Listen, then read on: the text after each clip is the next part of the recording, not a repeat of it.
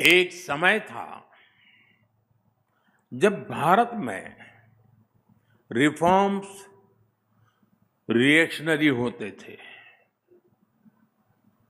यानी बड़े निर्णयों के पीछे या तो कोई राजनीतिक स्वार्थ होता था या फिर किसी क्राइसिस को मैनेज करना होता था। लेकिन आज नेशनल गोल्स को देखते हुए रिफॉर्म्स होते हैं, टारगेट तय है। आप देखिए, देश के हर सेक्टर में कुछ न कुछ बेहतर हो रहा है। हमारी गति कांस्टेंट है, हमारी डायरेक्शन कंसिस्टेंट है और हमारा इंटेंट नेशन फर्स्ट का है। 2025 का तो ये पूरा साल ऐसे ही रिफॉर्म्स का साल रहा है। सबसे बड़ा रिफॉर्म नेक्स्ट जनरेशन जीएसटी का था और इन रिफॉर्म्स का असर क्या हुआ वो सारे देश ने देखा है। इसी साल डायरेक्ट टैक्स सिस्टम में भी बहुत बड़ा रिफॉर्म हुआ है। 12 लाख रुपए तक की इनकम पर जीरो टैक्स एक ऐसा कदम रहा जिसके बारे में एक दशक पहले तक सोचना भी असंभव था। साथियों, रिफॉर्म के इसी सिलसिले को आगे बढ़ाते हुए अभी 3-4 दिन पहले ही स्मॉल कंपनी की डेफिनेशन में बदलाव किया गया है। इससे हजारों कंपनियां अब आसान नियमों, तेज प्रक्रियाओं और बेहतर सुविधाओं के दायरे में आ गई है। हमने करीब 200 प्रोडक्ट कैटेगरीज को मैंडेटरी क्वालिटी कंट्रोल ऑर्डर से बाहर भी कर दिया गया है। साथियों, आज के भारत की यह यात्रा सिर्फ विकास की नहीं है, ये सोच में बदलाव की भी यात्रा है। ये मनोवैज्ञानिक पुनर्जागरण, साइकोलॉजिकल रेनेसां की भी यात्रा है। आप भी जानते हैं, कोई भी देश बिना आत्मविश्वास के आगे नहीं बढ़ सकता। दुर्भाग्य से लंबी गुलामी ने भारत के इसी आत्मविश्वास को हिला दिया था और इसकी वजह थी गुलामी की मानसिकता। गुलामी की ये मानसिकता विकसित भारत के लक्ष्य की प्राप्ति में एक बहुत बड़ी रुकावट है और इसलिए आज का भारत गुलामी की मानसिकता से मुक्ति पाने के लिए काम कर रहा है। साथियों, अंग्रेजों को अच्छी तरह से पता था कि भारत पर लंबे समय तक राज करना है तो उन्हें भारतीयों से उनके आत्मविश्वास को छीनना होगा। भारतीयों में हीन भावना का संचार करना होगा और उस दौर में अंग्रेजों ने यही किया भी। इसलिए भारतीय पारिवारिक संरचना को दकियानुसी बताया गया, भारतीय पोशाक को अनप्रोफेशनल करार दिया गया, भारतीय त्योहार संस्कृति को इरेशनल कहा गया, योग आयुर्वेद को अनसाइंटिफिक बता दिया गया, भारतीय आविष्कारों का उपहास उड़ाया गया और ये बातें कई कई दशकों तक लगातार दोहराई गई। पीढ़ी दर पीढ़ी ये चलता गया वही पढ़ा, वही पढ़ाया गया। और ऐसे ही भारतीयों का आत्मविश्वास चकनाचूर हो गया।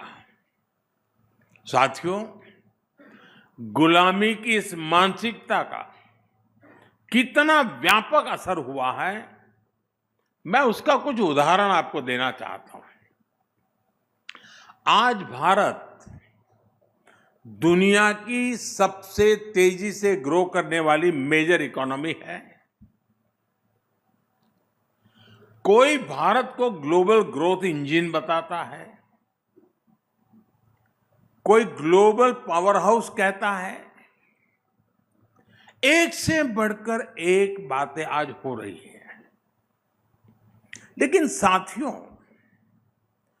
आज भारत की जो तेज ग्रोथ हो रही है, क्या कहीं पर आपने पढ़ा, क्या कहीं पर आपने सुना, इसको कोई हिंदू रेट ऑफ ग्रोथ कहता है क्या? दुनिया की तेज इकोनॉमी, तेज ग्रोथ कोई कहता है क्या? हिंदू रेट ऑफ ग्रोथ कब कहा गया? जब भारत 2-3% की ग्रोथ के लिए तरस गया था। आपको क्या लगता है, किसी देश की इकोनॉमिक ग्रोथ को उसमें रहने वाले लोगों की आस्था से जोड़ना, उनकी पहचान से जोड़ना, क्या ये अनायास ही हुआ होगा क्या? जी नहीं, ये गुलामी की मानसिकता का प्रतिबिंब था। एक पूरे समाज, एक पूरी परंपरा को अनप्रोडक्टिविटी का, गरीबी का पर्याय बना दिया गया। यानी ये सिद्ध करने का प्रयास किया गया कि भारत की धीमी विकास दर का कारण हमारी हिंदू सभ्यता और हिंदू संस्कृति है। और हद देखिए, आज जो तथाकथित बुद्धिजीवी हर चीज में, हर बात में सांप्रदायिकता खोजते रहते हैं, उनको हिंदू रेट ऑफ ग्रोथ में सांप्रदायिकता नजर नहीं आई। ये टर्म उनके दौर में किताबों का, रिसर्च पेपर्स का हिस्सा बना दिया गया। साथियों, गुलामी की मानसिकता ने भारत में मैन्युफैक्चरिंग इकोसिस्टम को कैसे तबाह कर दिया, और हम इसको कैसे रिवाइव कर रहे हैं, मैं इसके भी कुछ उदाहरण दूंगा। भारत गुलामी के कालखंड में भी अस्त्र शस्त्र का एक बड़ा निर्माता था। हमारे यहां ऑर्डिनेंस फैक्ट्रीज का एक सशक्त नेटवर्क था। भारत से हथियार निर्यात होते थे। विश्व युद्धों में भी भारत में बने हथियारों का बोलबाला था। लेकिन आजादी के बाद हमारा डिफेंस मैन्युफैक्चरिंग इकोसिस्टम तबाह कर दिया गया। गुलामी की मानसिकता ऐसी हावी हुई कि सरकार में बैठे लोग भारत में बने हथियारों को कमजोर आंकने लगे, और इस मानसिकता ने भारत को दुनिया के सबसे बड़े डिफेंस इंपोर्टर्स के रूप में से एक बना दिया। साथियों, गुलामी की मानसिकता ने शिप बिल्डिंग इंडस्ट्री के साथ भी यही किया। भारत सदियों तक शिप बिल्डिंग का एक बड़ा सेंटर था। यहां तक कि 5-6 दशक पहले तक, यानी 50-60 पहले, भारत का 40% ट्रेड भारतीय जहाजों पर होता था, लेकिन गुलामी की मानसिकता ने विदेशी जहाजों को प्राथमिकता देनी शुरू की। नतीजा सबके सामने है। जो देश कभी समुद्री ताकत था, वो अपने 95% व्यापार के लिए विदेशी जहाजों पर निर्भर हो गया है। और इस वजह से आज भारत हर साल करीब $75 बिलियन यानी लगभग 6 लाख करोड़ रुपए विदेशी शिपिंग कंपनियों को दे रहा है।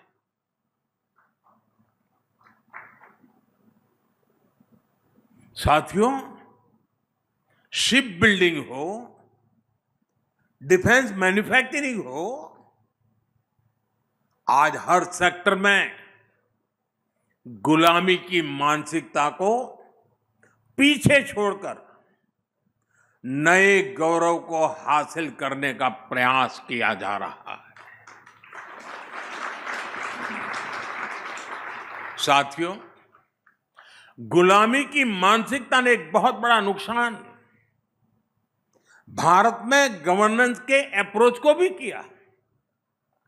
लंबे समय तक सरकारी सिस्टम का अपने नागरिकों पर अविश्वास रहा। आपको याद होगा, पहले अपने ही डॉक्यूमेंट्स को किसी सरकारी अधिकारी से अटैच कराना पड़ता था। जब तक वो थप्पा नहीं मारता है, सब झूठ माना जाता था। आपका परिश्रम किया हुआ सर्टिफिकेट, हमने ये अविश्वास का भाव तोड़ा और सेल्फ अटेस्टेंट को ही पर्याप्त माना। मेरे देश का नागरिक कहता है, ये मैं कह रहा हूं, मैं उस पर भरोसा करता हूं। साथियों, हमारे देश में ऐसे ऐसे प्रावधान चल रहे थे जहां जरा जरा भी गलतियों को भी गंभीर अपराध माना जाता था। हम जन विश्वास कानून लेकर आए और ऐसे सैकड़ों प्रावधानों को डिक्रिमिनलाइज किया है।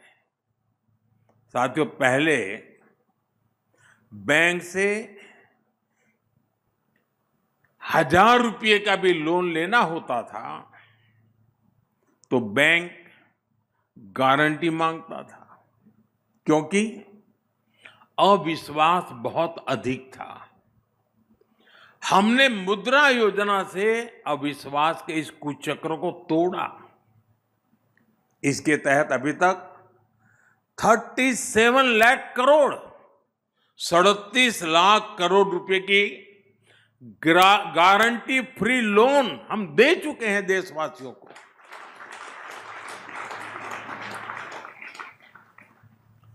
इस पैसे से उन परिवारों के नौजवानों को भी एंटरप्रेन्योर बनने का विश्वास मिला है। आज रेहड़ी पटरी वालों को भी, ठेले वाले को भी बिना गारंटी बैंक से पैसा दिया जा रहा है। साथियों, हमारे देश में हमेशा से ये माना गया कि सरकार को अगर कुछ दे दिया तो फिर वहां तो वन वे ट्रैफिक है। एक बार दिया तो दिया, फिर वापस नहीं आता है, जा गया। यही सबका अनुभव है। लेकिन जब सरकार और जनता के बीच विश्वास मजबूत होता है तो काम कैसे होता है? अगर कल अच्छी करनी है ना, तो मन आज अच्छा करना पड़ता है। अगर मन अच्छा है तो कल भी अच्छा होता है। और इसलिए हमने एक और अभियान लिया है, आपको सुनकर के ताजुब होगा। और अभी अखबारों में उसकी, अखबारों वालों की नजर नहीं गई है उस पर। मुझे पता नहीं जाएगी कि नहीं जाएगी, आज के बाद हो सकता है चली जाए। आपको ये जानकर हैरानी होगी कि आज देश के बैंकों में हमारे ही देश के नागरिकों का 78,000 करोड़ रुपया, 78,000 करोड़ रुपए अनक्लेम पड़ा है बैंकों में। पता नहीं कौन है, किसका है, कहां है। इस पैसे को कोई पूछने वाला नहीं है। इसी तरह इंश्योरेंस कंपनियों के पास करीब 14,000 करोड़ रुपए पड़े हैं। म्यूचुअल फंड कंपनियों के पास करीब 3,000 करोड़ रुपए पड़े हैं। 9,000 करोड़ रुपए डिविडेंड का पड़ा है। और ये सब अनक्लेम पड़ा हुआ है, कोई मालिक नहीं उसका। ये पैसा गरीब और मध्यम वर्गीय परिवारों का है और इसलिए जिसके हैं वो तो भूल चुका है। हमारी सरकार अब उनको ढूंढ रही है देश भर में। अरे भाई बताओ, तुम्हारा तो पैसा नहीं था, तुम्हारे माँ बाप का तो नहीं था, कोई छोड़ के तो नहीं चला गया। हम जा रहे हैं। हमारी सरकार उसके हकदार तक पहुंचने में जुटी हुई है और इसके लिए सरकार ने स्पेशल कैंप लगाना शुरू किया है। लोगों को समझा रहा है कि भाई देखिए, कोई आए तो अता पता आपके पैसे कहीं हैं क्या, गए हैं क्या। अब तक करीब 500 डिस्ट्रिक्ट्स में हम ऐसे कैंप लगाकर हजारों करोड़ रुपए असली हकदारों को हम दे चुके हैं जी। पैसे पड़े थे, कोई पूछने वाला नहीं था, लेकिन मोदी है, ढूंढ रहा है। अरे यार तेरा है, ले जा। साथियों, ये सिर्फ एसेट की वापसी का मामला नहीं है, ये विश्वास का मामला है।